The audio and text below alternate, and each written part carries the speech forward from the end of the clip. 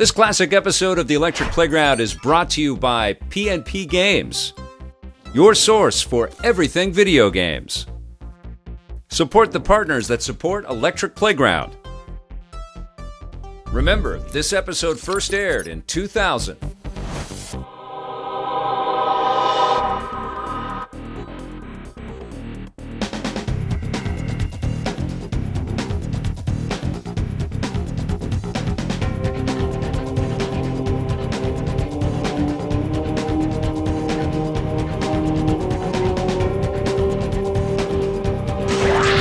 Jacki Chan, Stuntmaster. Sony, PlayStation.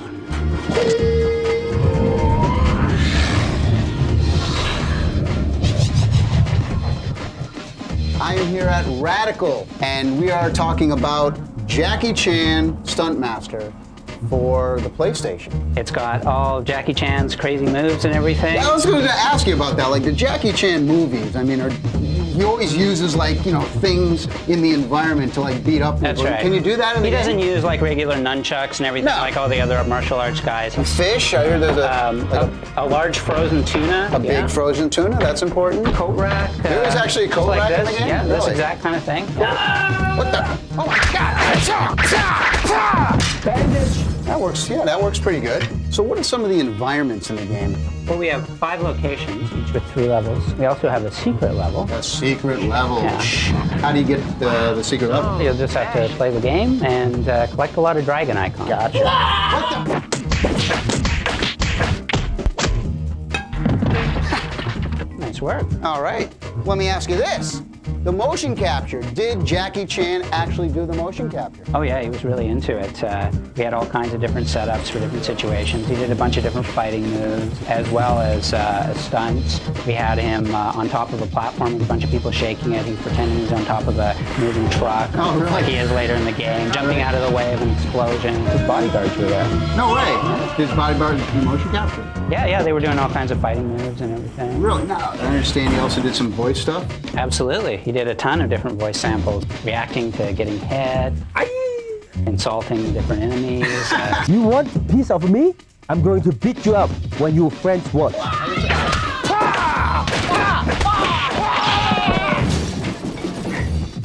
What you got here, Galen? Don't hurt me. I'm fragile. He kind of grabs all that humor that are evident in all the Jacki Chan films. Yeah. That's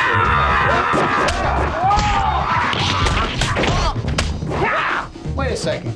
You're Mike, the fight designer for this project. Oh yeah, I am actually. Talk to me about the fighting moves in this one. Aside from your standard punches and kicks, you can do jump kicks. Jacki can actually counter offensive attacks. So we've got a lot of cool stuff planned. I can imagine. Cool. Hey, Mike, thanks a lot. Hey, you're welcome. All right. Well, let me show you out. What do you mean? Oh!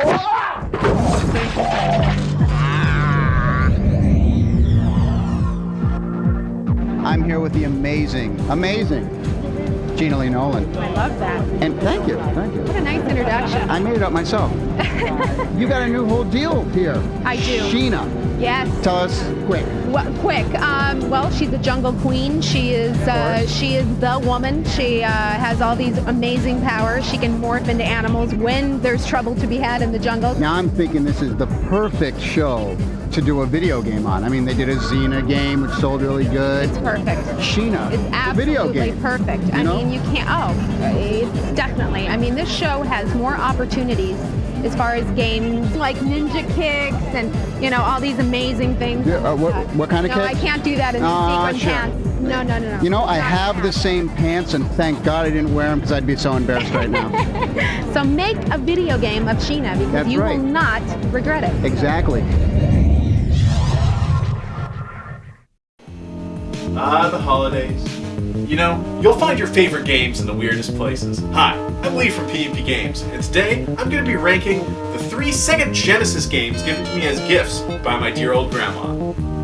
Now, we're not talking Strider or Contra Hardcore, we're talking impulse buys at the department store checkout tier.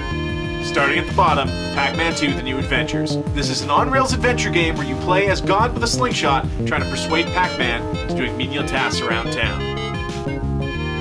Gonna have to give this one a why have I played 100 hours of this out of 10? Fun and Games is at worst a Mario Paint knockoff, and at best a collection of serviceable minigames and modes that have a ton of replayability. This game's like a reliable 7. I've spent many a weekend afternoon drawing pictures that are just in the breeze, lost to time, never see them again. Scholastic's The Magic School Bus space exploration game, based on the best episode of the TV show, is a planet-by-planet action-adventure game where you fly to, land on, walk on, play memory and shuffle puzzle games on every planet in our solar system, including our moon. Graphics and music are masterclass for the Sega Genesis. The constantly swapping game modes keeps you learning and having fun. It's one of my favorite games of all time, probably the reason I'm talking to you today. Priceless out of 10. Thanks, Grandma. Play forever.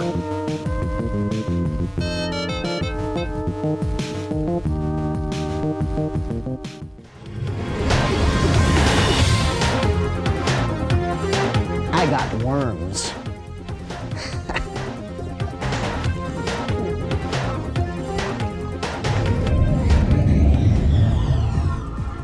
I'm here with Greg at Infogrames, and we're talking about Worms Armageddon for the N64 and the Color Game Boy. What's this game all about, Greg? It's the best turn-based strategy game out there on the N64. Why worms? Because they're cute, they're small, and they're very easy to blow up. It's like all kinds of bombs and grenades? Bombs, there's banana bombs, they have grenade launchers, they have... Okay, no, this way. You've got all kinds of crazy sheep. Flying sheep. Now tell me about this deadly skunk thing. It's stink skunk that kills everyone as time goes by. You can generate whatever you want in terms of terrain. Multiplayer is different every single time. And you've got Team 17 and the team over in France. Team 17's been doing Worms for the past 6 years, and they have the initial property. And we basically took their assets and brought them over to Color Game Boy and to the N64 with our internal French team. Why do you think this game's been so hugely successful? Well, it's all the great weapons, the great voiceovers, all the cute little characters that create massive destruction. Basically, it's the whole quirky atmosphere, humor element that's totally different. How does the N64 game translate to the Game Boy Color? It's actually a great translation. It's same great names, same great teams. Worms are a little bit smaller now, but basically the same type of game. Whoa, big missile. Tell me about the multiplayer version. Worms Armageddon multiplayer is great. 4 players, 4 different controllers. You can go at it, have at it with your buddies. You can change their names. You can create your own teams, individualize all the way down to the icons, your death icons. It's great. Wipe out your buddies. Awesome. Actually, speaking of wiped out, actually, it's getting pretty dangerous here. Let's cut out. Let's go. Let's go.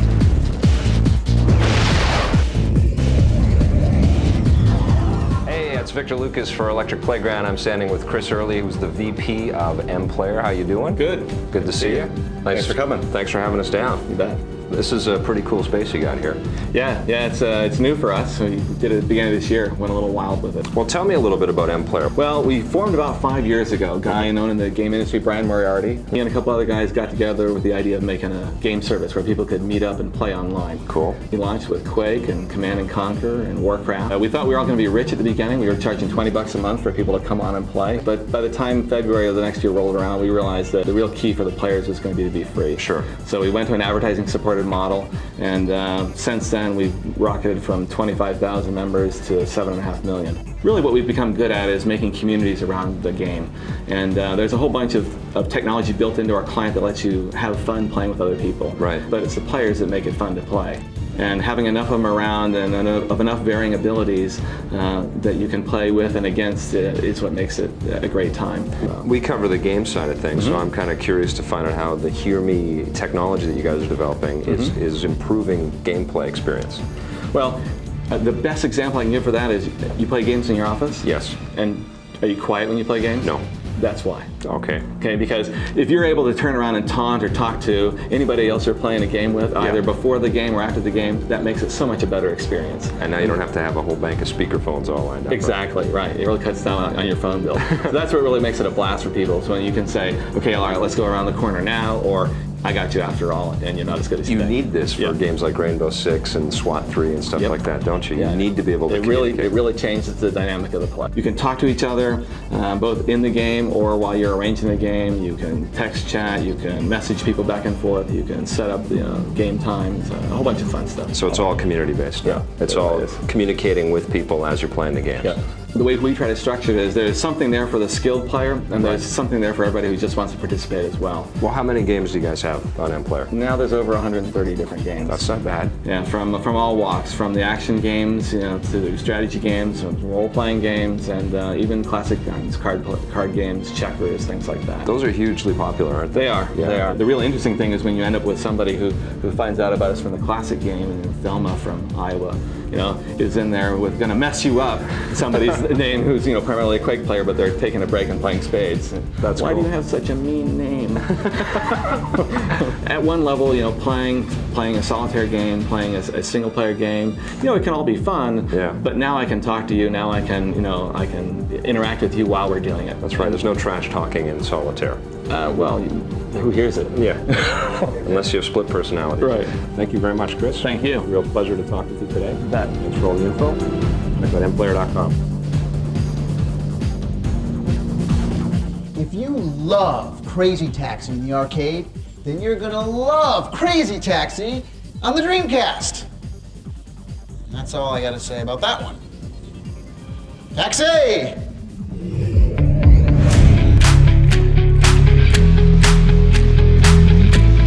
San Francisco, and we're talking about Crazy Taxi from Sega. What?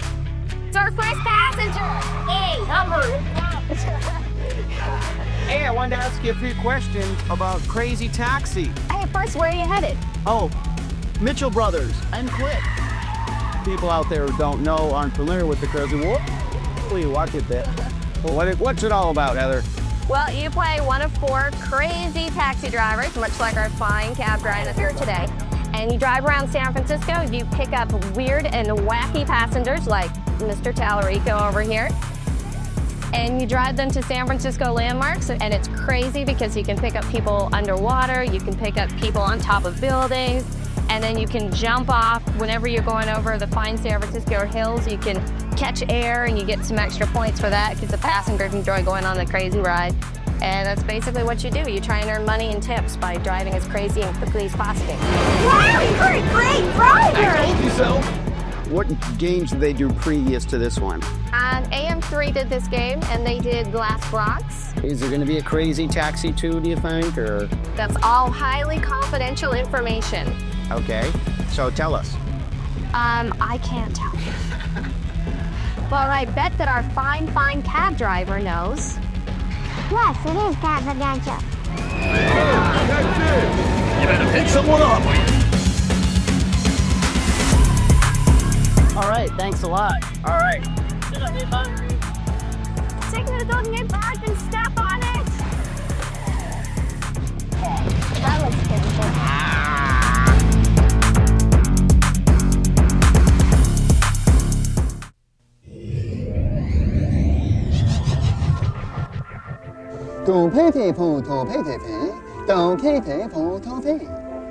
If you understood what the heck I just said, then you're probably just as addicted to The Sims as I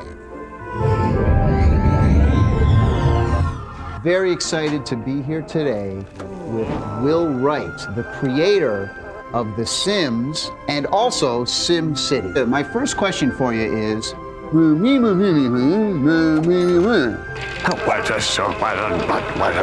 exactly. Walk us through a little bit of some of the things that people do in the game. Well, the game basically is about real life, but it treats real life as a strategy game. You invite neighbors over, you get to know people, you can get married, you can have kids. You can have kids. You go to sleep, you get a job, you work, you sit in front of the TV. It really kind of depends on how you decide to play the game. You know, your Sims can end up being couch potatoes in front of the TV eating potato chips. Right. Or they might be real go-getters, workaholics, you know, and always working to improve their skills for their job. You know, you're cooking, you're eating, you can draw art, play pinball. I mean, you can. Yeah, most of the activities you engage in real life are, in some sense, represented in this game. And some people like to kill the Sims and see how they can die. Other people want to, you know, Right here. love. That's exactly what I want to do. Well, get married, you know, or have a giant mansion on the hillside. I try to hit on all the married women in the neighborhood and get them. And then once I have them, I try to kill their husbands. Yeah, that's the Black Widow strategy. Is that it? Black Widow strategy. Okay, cool. That's great. Is there a secret code to get rid of the, you know, mosaic stuff? We want to see naked bodies. What's the deal, Will? The deal is there is not a secret code, but some very clever users actually reverse engineered our code and made a patch. There's a way to do it. I'm not going to tell you where the patch is. No! I'll leave that up to you. But. Okay, but that's part of the journey. That's part of the fun. I bought a jute box last week. Well, we have things on our website. We had a guinea pig. So if they happen to be bit by the guinea pig when the guinea pig's cage was dirty, they could get sick and they'd start sneezing periodically, and they could actually get sicker and sicker if you didn't give them rest. They could actually spread the disease to other sims. We're going to be doing that with a lot of the objects, so the simulation will just get richer and richer as you download more objects into it. For all you people out there who want to cheat and not play right, like me, Control-Shift-C, and a little thing will come up, and you put in Klapacious. I sat there for 6 days and tried to build up $1 million. It's a shorter cut too. Which is? The exclamation point separated by semicolons, and then you can do about 6 or 7 exclamation points on one line. Everyone on that line will give you $1,000.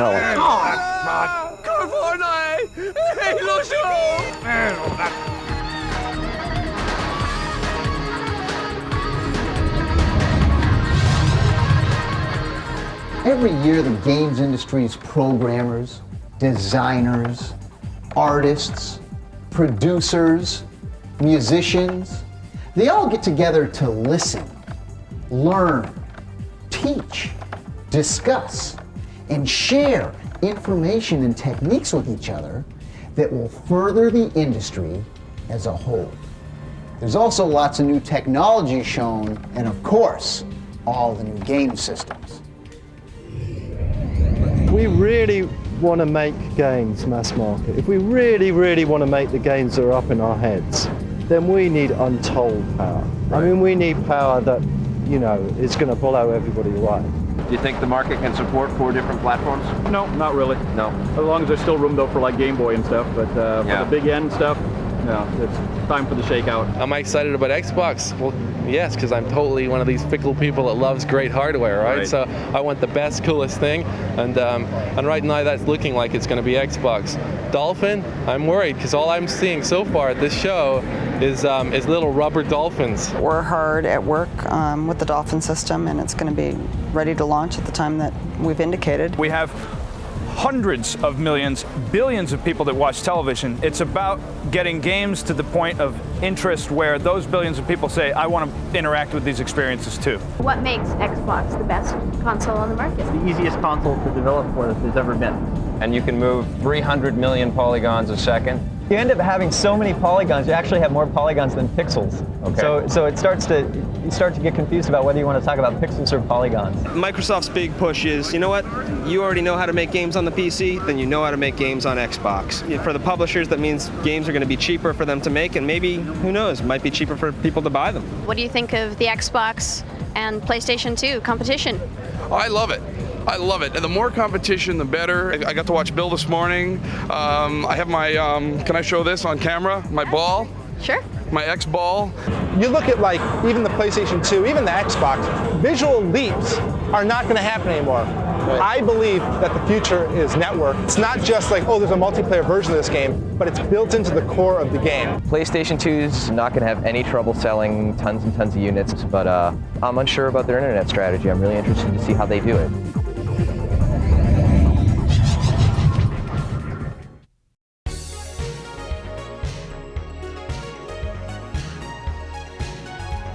Oh, it's that time already.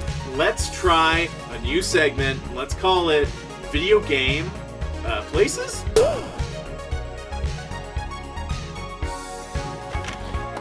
Hilltop Zone, Act 2. Sonic finds himself on the edge of a fiery pit of an active volcano. Any Austin, Dave, or Sally would simply ride the gondola across to safety, but dear viewer, we've been here before. And you can take that to the bank. The Life Bank. A zone later, Mystic Cave Zone, Act 2, Sonic finds himself on the edge of another pit. He's traded fire for spikes here, and there is no escape. That sucks. Eagle-eyed viewers will note the strange vine lever above Sonic's head here, which he can pull to bring down the bridge and cross safely. Well done. These are some places I know of in Sonic the Hedgehog 2. They're the places I think of when I think of this game, and I'll bet you know some places in your favorite games too. Play forever. PMP Games. Yeah, we got video games.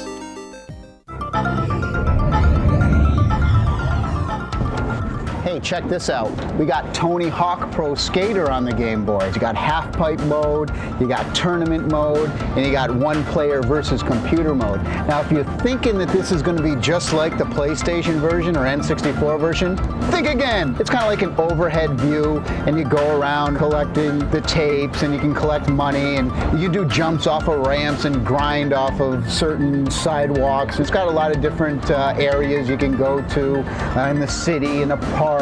Now, the half pipe mode is actually a side thing where you just go back and forth and back and forth and back and forth and back and forth and back and forth and back and forth, back and forth, back and forth, back and forth, back and forth. I give it about an 8 out of 10. Okay, bye.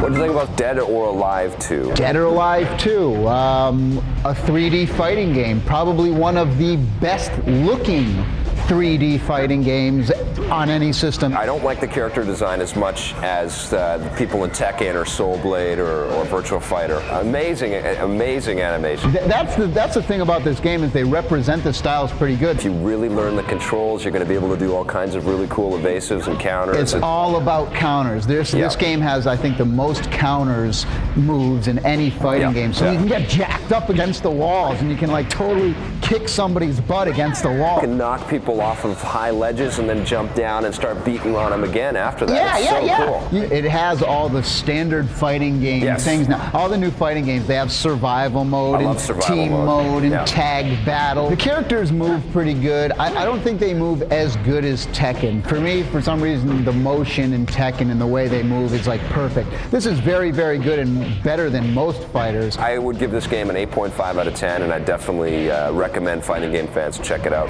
I give it a 7.7. What do you think about Siphon Filter 2? Siphon Filter 2. Well, first of all, I think one of the coolest things in the game are the menu screens.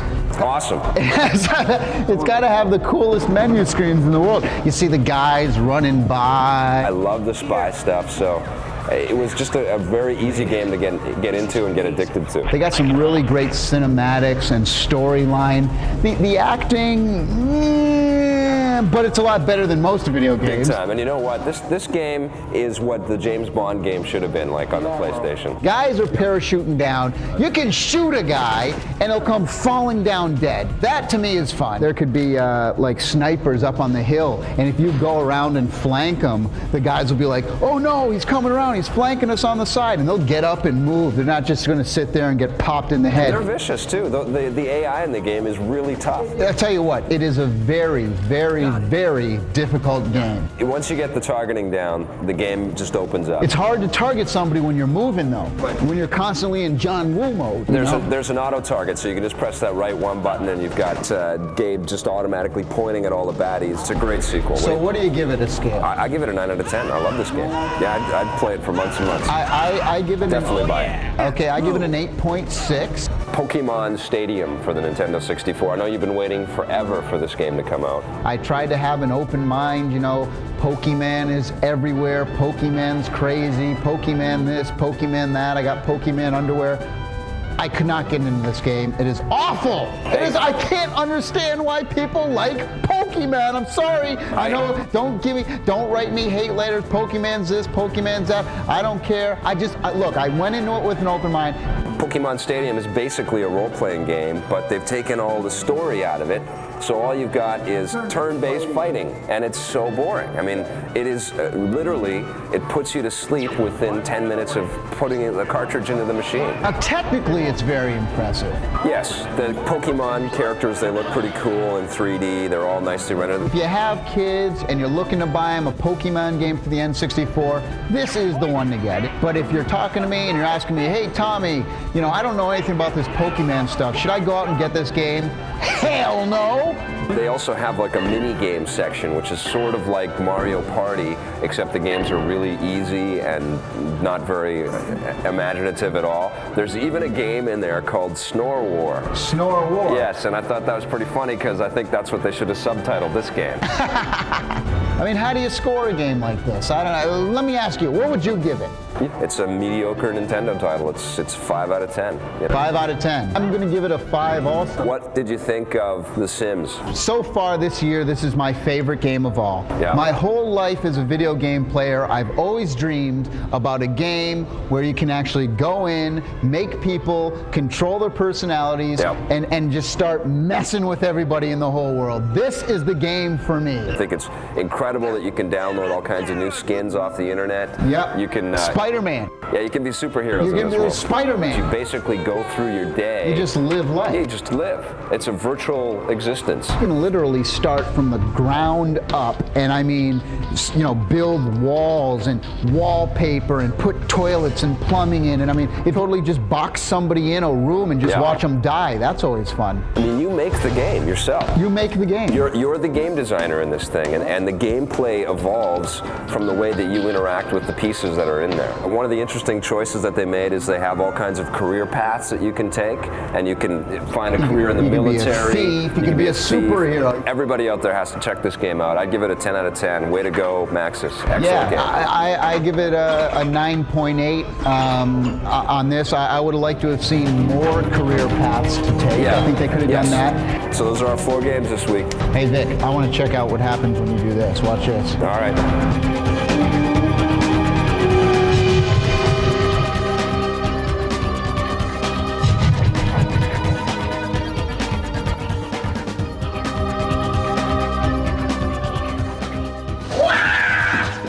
Jacki Chan, Stuntmaster.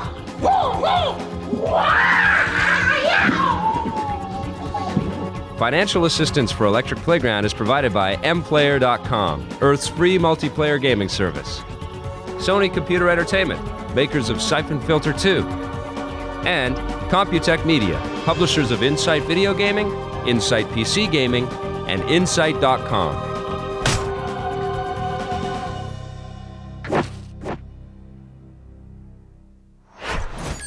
This classic episode of The Electric Playground was brought to you by PMP Games, your source for everything video games. Support the partners that support The Electric Playground. Thanks for watching, and play forever.